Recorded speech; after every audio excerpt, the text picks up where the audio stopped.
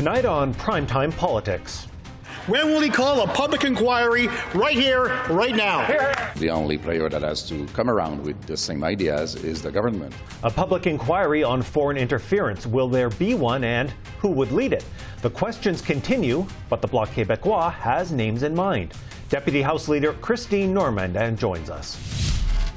Another year, another critical report from Canada's Information Commissioner. Caroline Maynard tells us why federal access to information is at a breaking point. And Donald Trump arraigned on federal charges. We have reaction to the scene in Miami and analysis on what comes next with presidential historian Tevi Troy. This is Primetime Politics. Hello, I'm Andrew Thomson, in for Michael Serapio. We start with new developments on foreign interference. The RCMP is investigating allegations of the Chinese government targeting Conservative MP Michael Chong. Top RCMP officials also say they're looking into claims involving MPs Aaron O'Toole and Jenny Kwan. The Procedure Committee also hearing today from the Prime Minister's former National Security and Intelligence Advisor, David Morrison, explaining his reaction to a memo on possible Chinese threats to MPs. Morrison says that CSIS assessment was meant to inform and not as a spur to action. The July 2020 CSIS report was very much a deep dive. It was not intended to spur action by me as acting NSIA, or by anyone else. It was certainly not something that I would have rushed to brief up the Prime Minister on. Importantly, as reported by the Globe and repeated by Jody Thomas, the report did not name Michael Chong or any other MP. Indeed, it would have been highly irregular for this kind of piece to go into that kind of detail.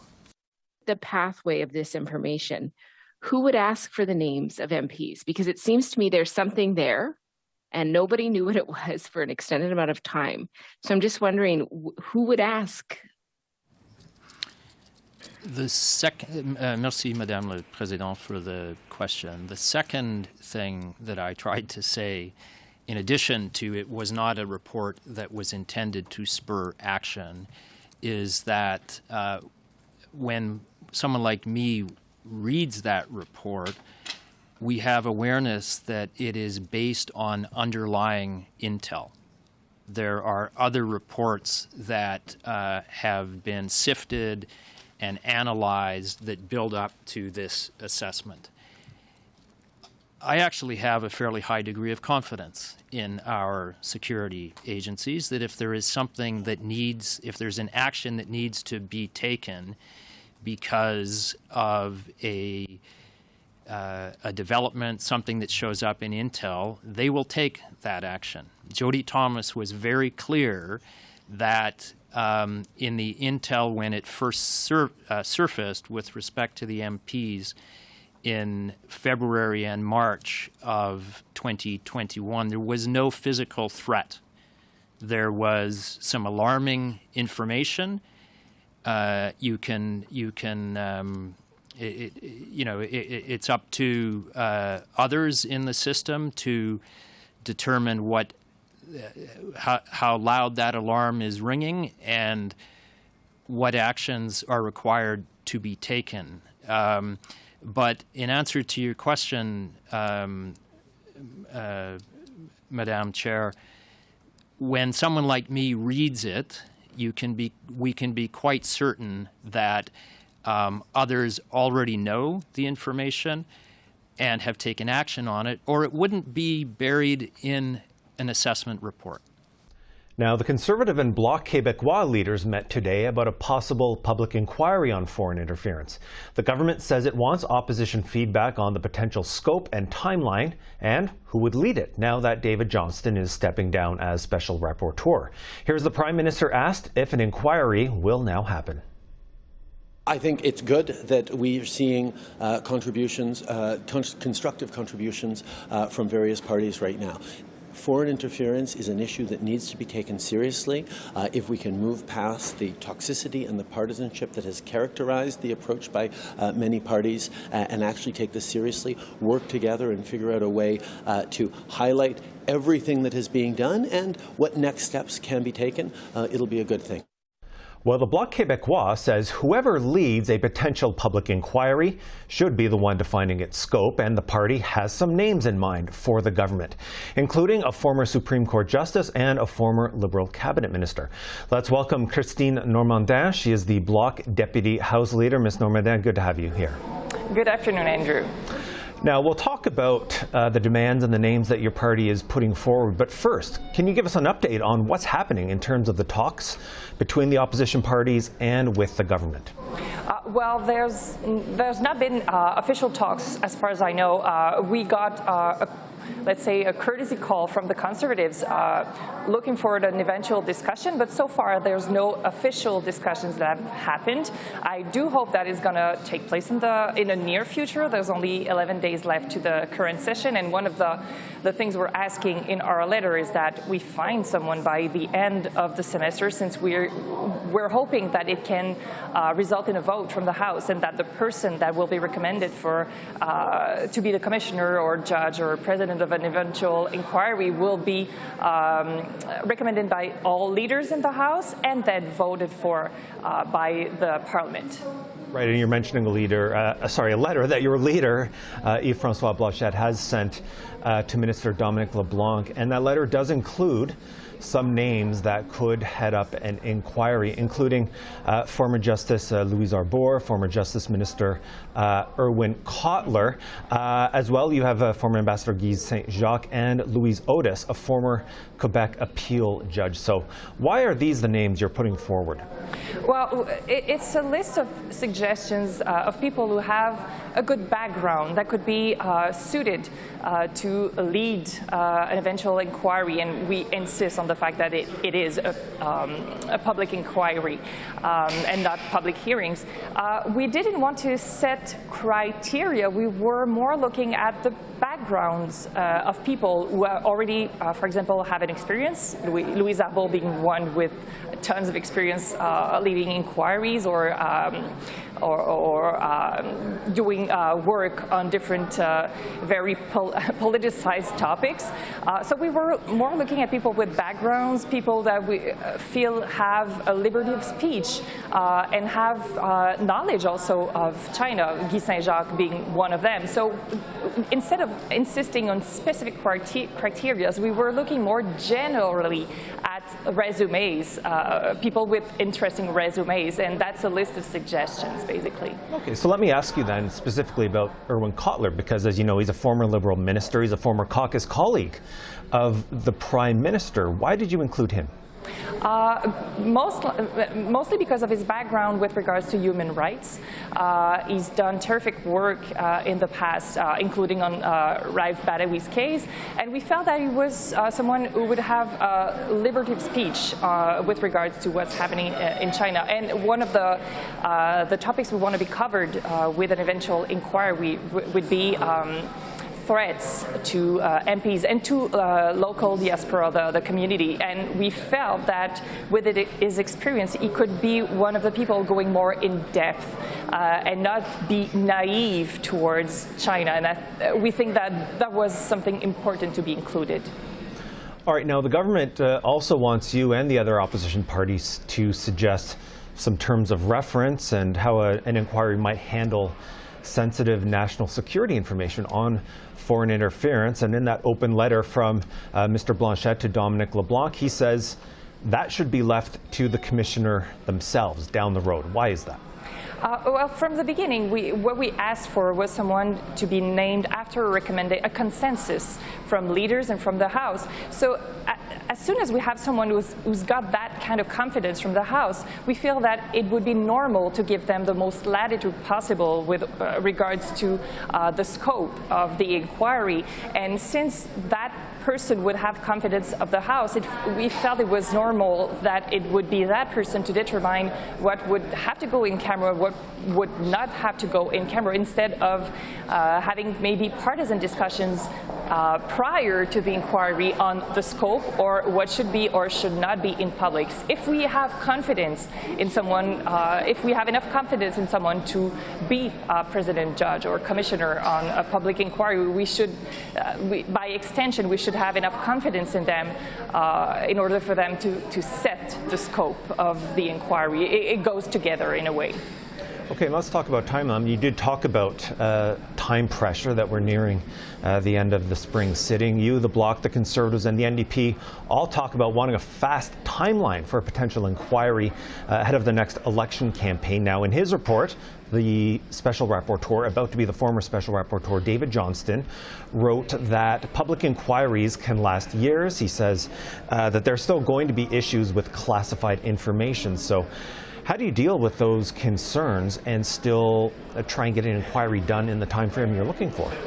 The only timeline that we mentioned was the one that was meant to start the inquiry, the idea of naming someone and have it voted in the House. Otherwise, we didn't set a timeline for the end of the inquiry. We mentioned that the scope of the inquiry should be something decided by an eventual commissioner. That goes also for the time needed. If after digging and scratching, the commissioner feels that he needs more time, well, so be it. We do hope that the eventual inquiry will have been dealt with before the next election, but it's a hope. It's not a time constraint that we want to impose on an eventual commissioner, but if we want to get there, the first thing to do would be to start as soon as we can, and that's why we're hoping for a quick start and a quick naming of a commissioner.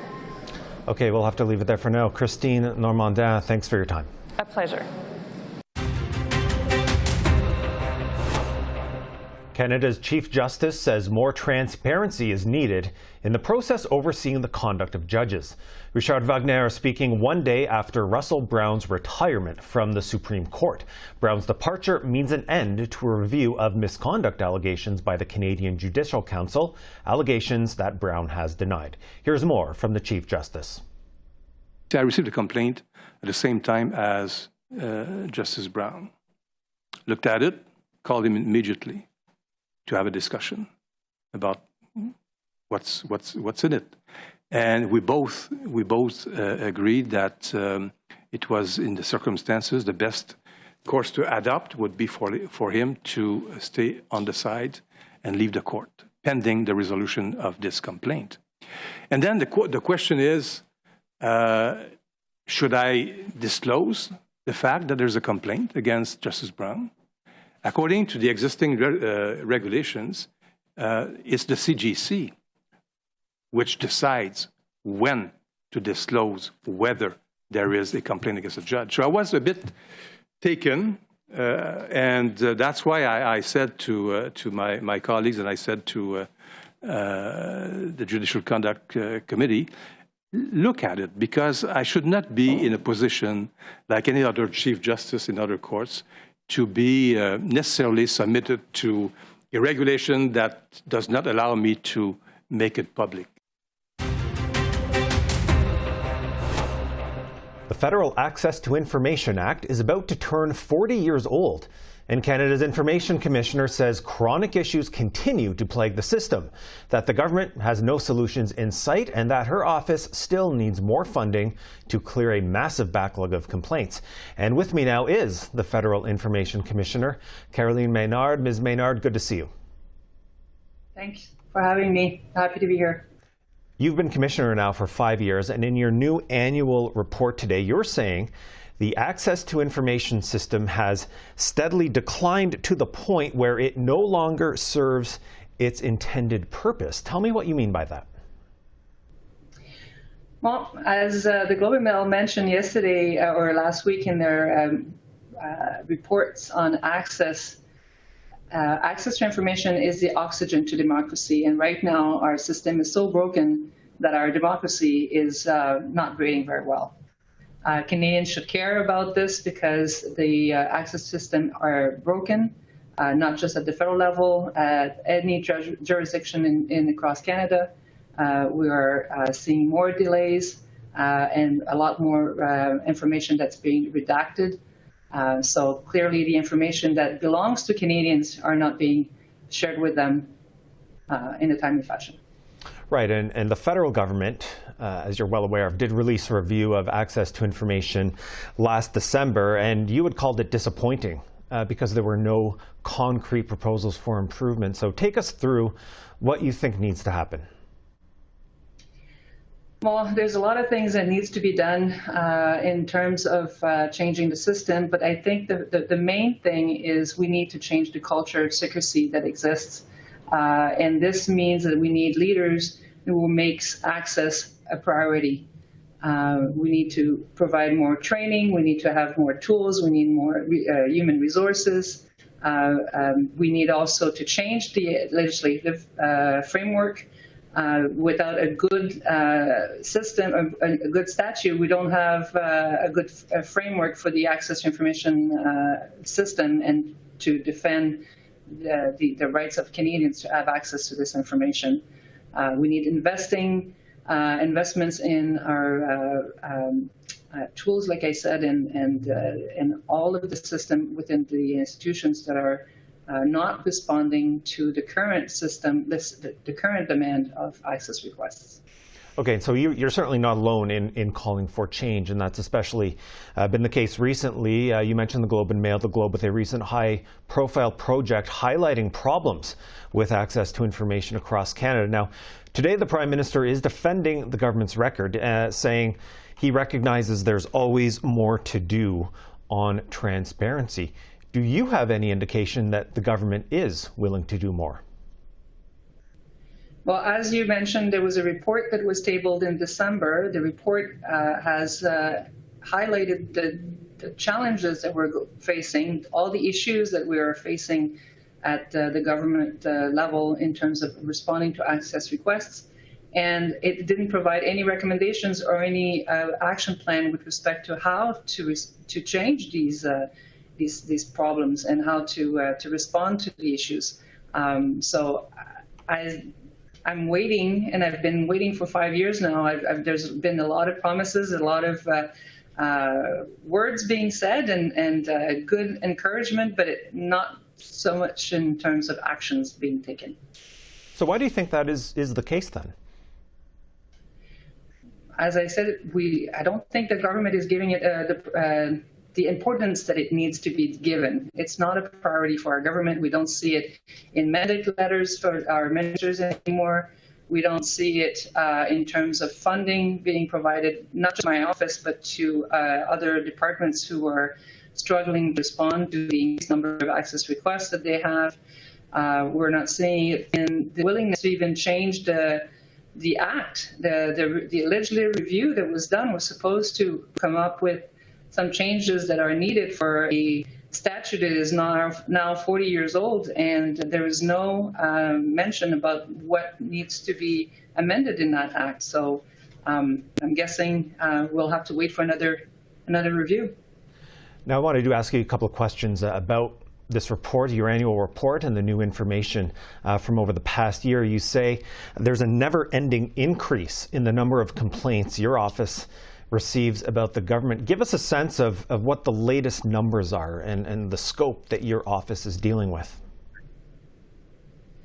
So just to give you an idea, when I started as an information commissioner 5 years ago, we were receiving approximately 3,000 complaints a year, and then in this year we've received over 7,000 complaints. So it shows that the system is not working. The timelines are becoming an issue. Institutions are not respecting the 30-day timelines that they are supposed to be respecting under the Act. They're asking for more extensions, or they're just simply not responding. A lot of complainants are saying that they haven't heard from institutions in months. So it's definitely a sign that there's an issue with the government system. Okay, and I do want to close with this on you because you talk about those numbers and you're once again looking for additional federal funding to help deal with the number of complaints. You've also been continuing to push for change to your funding, that as an officer of parliament, you shouldn't be dependent on government spending. Do you see any movement on either of those issues in the near future? I haven't heard anything in that sense. I will continue to promote an independent mechanism for agents of parliament. I understand the Ethics Committee is going to be issuing a report on the access system, and I'm hoping, and I understand that they have a number of recommendations, possibly one with respect to the independent funding for my office, but ultimately, as agents of parliament, we should not be relying on the government that that our role is to monitor and to audit to obtain the required funding to do our job properly. And with the increased number of complaints, clearly my finance, like the budget that we have, is not sufficient. All right, Information Commissioner Caroline Maynard, thank you for your time today. Thank you. Former U.S. President Donald Trump has pled not guilty to 37 felony counts related to his alleged mishandling of classified documents. Trump making a brief court appearance today in Miami after officially surrendering. He was later released. Outside the courthouse, there were supporters and protesters on hand to mark the first time a former U.S. president faces federal charges. Let's bring in Tevi Troy, a presidential historian and a senior fellow at the Bipartisan Policy Center. He also served in the George W. Bush administration. Nice to have you on PrimeTime Politics. Hey, thanks for having me. So today, legally speaking, was a small first step in what could be a long process. But as you take in the whole scene today, inside the courtroom and outside that courthouse in Miami, what stands out? Well, it's just a bit of a mess. Obviously, it's not good to have a former president indicted. You've got protesters on both sides. You've got TV cameras. It's a small courtroom. There wasn't a lot of room to accommodate all the people who wanted to be in there. Obviously, the international media, the Canadian media, is watching as well. I just think it's a sad day for our republic, and I wish we were not at this point. I hate the idea of criminalizing political differences. I also hate the way that the former president has behaved in terms of the way he deals with classified information. Nicole Wallace said on her show that the president's now been indicted more times than he was elected. It's a kind of pithy line. So it's I have this conversation with you with no joy in my heart today. Right, and Mr. Trump already faces criminal charges in New York for allegedly trying to cover up hush money payments. But here, you're talking about the scene today. He's facing federal charges as a former president accused of harming U.S. national security, which is a U.S. president's ultimate responsibility. Give us some context on what today means as a moment in American history. Yeah, well, these charges, I think, are much more serious than the charges in New York. I think that if this goes to trial, he's likely to get convicted. I'm not a lawyer, I'm a historian, but Bill Barr, who was Attorney General under Trump and has defended Trump in many circumstances, but is also willing to call him out when he's wrong, has said that this is a very strong indictment. You can't mess with classified material. I worked in the White House, as you said earlier. You don't bring those papers out with you. Doesn't matter if you're a former president, you don't have extra leeway to keep presidential papers. You certainly don't have extra leeway to keep national security secrets. And according to the indictment, Trump, again, allegedly knew that he didn't have the ability to declassify materials, that some of these things were top secret, and he was kind of showing them off. And then also, he supposedly was told by the Department of Justice which papers he had to return, and he chose to hide some of those papers. So what you have there is in contrast to, let's say, Joe Biden, who was also found with classified materials, or Mike Pence was also found with classified materials. I don't know what's with this this epidemic of people having classified materials at home, but those people, when they were told to return the materials, they returned the materials, and Trump did not act that way. So as usual, Trump is being his own worst enemy. We hear that he's having trouble getting a lawyer, because he doesn't usually pay his lawyers their fees, and B, because it's a difficult case and he keeps talking, which always makes the job harder for a lawyer. So it's just a very challenging situation for the former president, but he seems undeterred. He blames it all on witch hunts and everybody's out to get him. But at some point, you have to take responsibility for your own actions. Okay, let's talk about the politics of this. The polls do continue to say Donald Trump is the frontrunner for the GOP nomination. Top Republicans were coming to his defense when news of this indictment broke last week. We've heard candidates running against Donald Trump say they're willing to give him a pardon if they were to win. Now that the details of this indictment have been out, now that Mr. Trump has been indicted, has gone to court, has been arraigned, is there any change in what Republicans are saying right now? Yeah, I kind of love those promises to give him a pardon because it presupposes that those people are going to beat him in the primaries and that Trump won't be the next president. So it's kind of an easy promise to make. Well, if I destroy you in the primaries, then I'll happily give you a pardon down the road. It's kind of like wimpy. I will gladly pay you Tuesday for a hamburger today. So I wonder about those promises. Look, I think when someone is indicted in a normal circumstance, that makes it harder for them to get elected, to get the votes of the American people that they need in order to get the position that they are seeking. In Trump's case, it seems that sometimes when he gets these attacks against him, whether it's an impeachment or an indictment, it seems to galvanize as many supporters. You talked about people who go on the air. I mean, the talking heads of the world, the non-elected officials, the think tankers, the journalists, all those people, even on the Republican side, they don't seem to be defending him on this one. But those voters, that strong block of Republican primary voters that he seems to have a tight hold on, they seem to think that he's being treated ill as he has been in the past. There have been circumstances where, let's say, that Alvin Bragg indictment in New York was something that seems like not a righteous indictment. And so those people get mad on his behalf, and at this point, they are continuing to support him. However, I don't think anybody really wants a twice indicted person as the next president. I don't think they want people who's cavalier with classified information or with state secrets. So I think there's still a lot of time to play out in the presidential primary process. We'll see if he even shows up on the debate stage. The first debate's going to be in August. So right now, he does have the plurality of votes within the Republican primary, not a majority. And he is right now the most likely person to be the next Republican nominee. But I don't think that's by any means a lock and a guarantee that he will be that nominee. All right, clearly a lot of legal proceedings to watch for and a lot of political developments to watch for in the coming weeks and months. Tevi Troy, I want to thank you so much for your insight tonight. Thanks for having me. And that's Primetime Politics for Tuesday. I'm Andrew Thomson, and for all of us at CPAC, thanks for watching and stay tuned. L'Essentiel avec Esther Béjean is up next.